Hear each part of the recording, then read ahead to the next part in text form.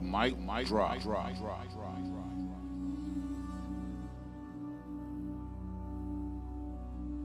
In the year 430 BC, the Greek city-state of Athens was hit by a mysterious plague that still bears the name of the city nearly 2,700 years later. What we know of this plague is because of Thucydides, an Athenian general and historian who documented the Peloponnesian War, which lasted from 431 to 404 BC. Thucydides is also admonished as the father of Greek scientific history, which is problematic for those who learn or will learn history from a Western-centered point of view. While Thucydides may have been on target with most of his observations, he missed the mark on several of his assertions about the origins of this mysterious plague that killed between 80,000 and 100,000 Athenians.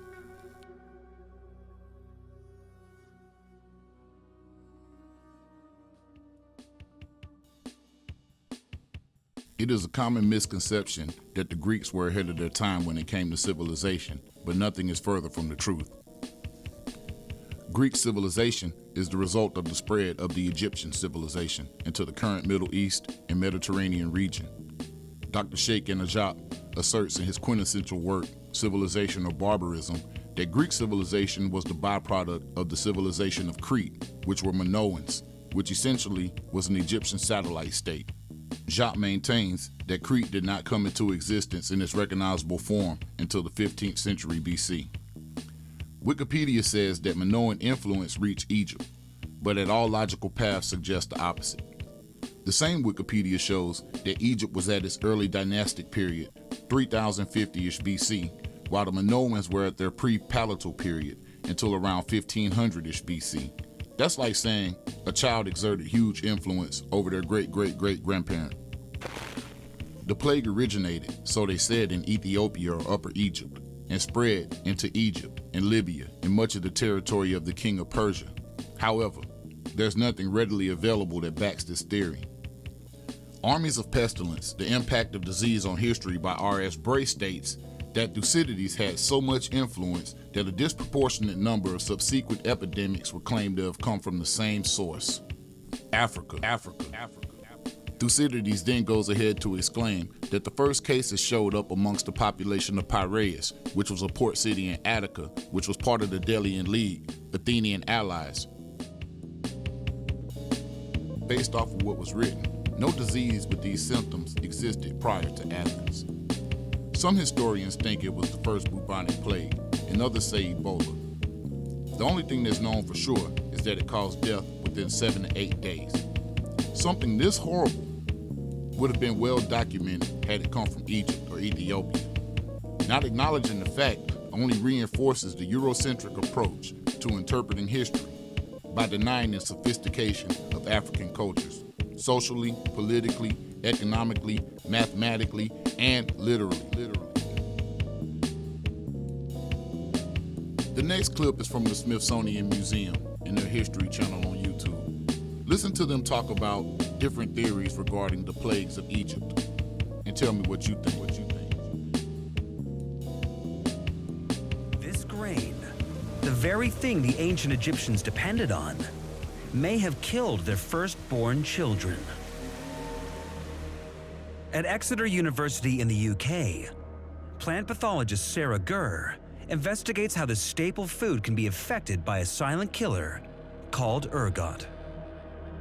Ergot is a fungus that you find growing on the grain of both rye and wheat and other cereal plants. If you look at a grain that's infected, you wouldn't notice that there was a fungus there because it's invisible. It's actually hiding within the grain itself.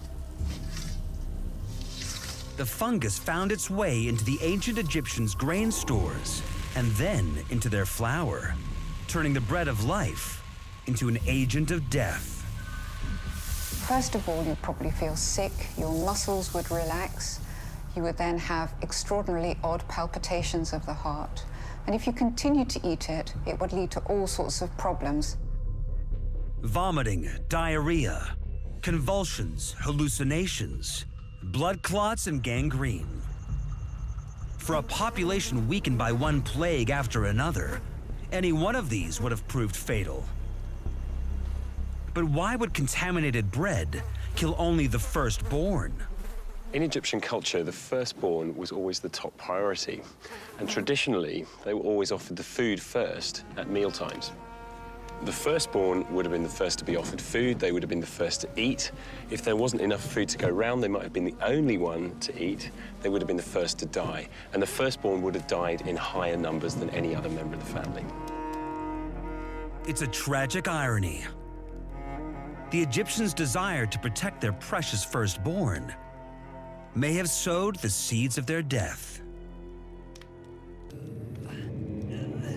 It may not have killed all the firstborn, but it's like when you tell a fish story and the fish gets bigger and bigger and bigger each time you tell it. One or two or a few people dying of food poisoning, as people tell it over and over again through the generations, could have become all of the Egyptians lost their firstborn. This wasn't simply telling tall tales. It was a way to make sense of seemingly senseless events, to find order in chaos. One way of coping with something that's completely unusual and completely unexpected is that you create a narrative. And perhaps by telling those stories, you're trying to give yourself a framework of understanding what happened. For many, the key to understanding the inexplicable and unexpected is God. If something terrible has happened and you can't see the immediate cause, then you can imagine this then becomes woven into a story involving a creator or gods.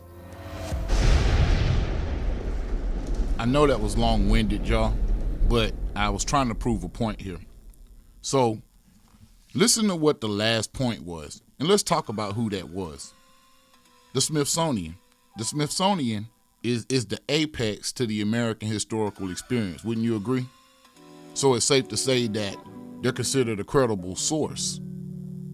They're at least credible enough to exert influence over our curriculum in our schools. But for the Smithsonian to put out this rubbish is all the evidence you need to understand that their true mission is to disprove the concept of God and to minimalize the complex knowledge that Africans held over the Greeks and other subsequent civilizations. The goal of the Smithsonian is to link European to the creation of humanity. The first step is to write out Africa, which was achieved a long time ago in Western civilization. The next step in this plan is to write or reason God out of the picture, which is why Rome converted from persecuting Christians to being Christian. It wasn't about Christ, it was about control over the people's minds. So let's be truthful with ourselves. The first historical plagues most of us have all heard of were in the Bible. Am I wrong? And while scientists look for natural causes to everything, they usually don't find it, or they usually lie to us about the origins. The mic drop.